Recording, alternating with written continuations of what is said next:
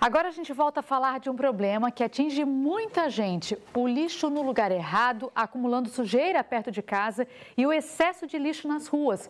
Como está a coleta aí na sua rua? Está funcionando bem? Conte pra gente no nosso WhatsApp, que a gente daqui a pouco fala mais sobre isso, inclusive nas mensagens do público. Eu quero saber, você tem feito a sua parte, descartado corretamente os resíduos? O número está aqui na tela para você conversar com o JA.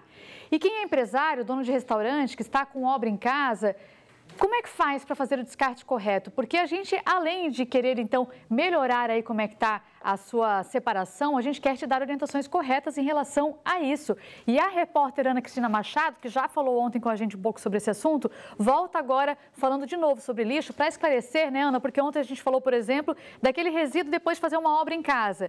A gente ficou de explicar melhor depois como é que faz para descartá-lo. Então, explica melhor para a gente. Boa tarde.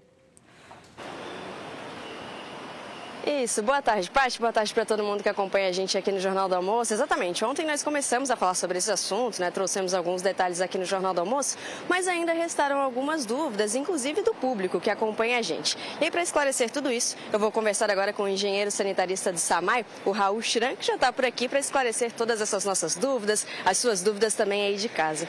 Raul, primeiramente, seja muito bem-vindo ao Jornal do Almoço, né? Boa tarde. Boa tarde. Começando com esses resíduos, por exemplo, de comércio, de restaurante, que às vezes acabam acumulando mais lixo, mais resíduos. Esses estabelecimentos, eles podem descartar em coletores como esse que a gente está vendo aqui atrás? Boa tarde. Boa tarde.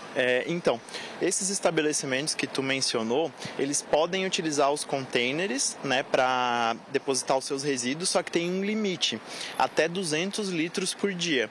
Todos os geradores que excederem esse limite de 200 litros por dia de resíduos, eles têm que contratar a coleta às suas expensas. E eles também precisam apresentar para o SAMAI o plano de gerenciamento de resíduos sólidos, que é um documento técnico, né, elaborado por um profissional habilitado, e eles têm que apresentar esse documento para o SAMAI para poder fazer o seu cadastro de grande gerador. Certo. E aí, falando com essas pessoas, né, com esses comércios que fazem então o uso desses contentores de maneira irregular, existe alguma fiscalização, um processo de multa, alguma advertência? Existe.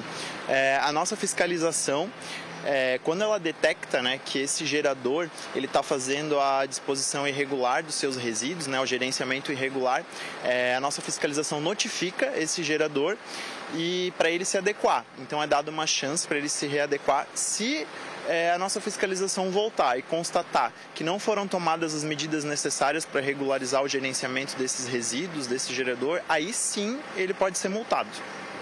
Agora falando com o pessoal que está em casa de repente fazendo uma obra, às vezes construindo um muro, ficou algum restinho de obra ali, de item, né, de material de construção.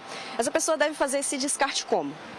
Quando é resíduos, que são resíduos da construção, que a gente chama, né, restos de pequenas obras, como tijolo, terra, cimento, o SAMAI não coleta esse tipo de material.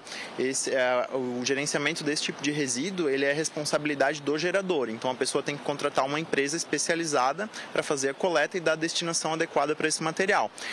Se for algum resíduo mais volumoso, tipo um móvel desmontado, um colchão, um eletrodoméstico do tipo uma geladeira, um fogão, um eletrodoméstico maior, né, tem a coleta especial, que acontece 2 vezes por ano, e aí a pessoa pode estar utilizando esse serviço para descartar esse tipo de material. Se de repente eu fiz uma obra ali em casa, tem que tirar uma pia, eu tenho um local onde eu posso levar sem ter que esperar essa coleta que acontece 2 vezes por ano?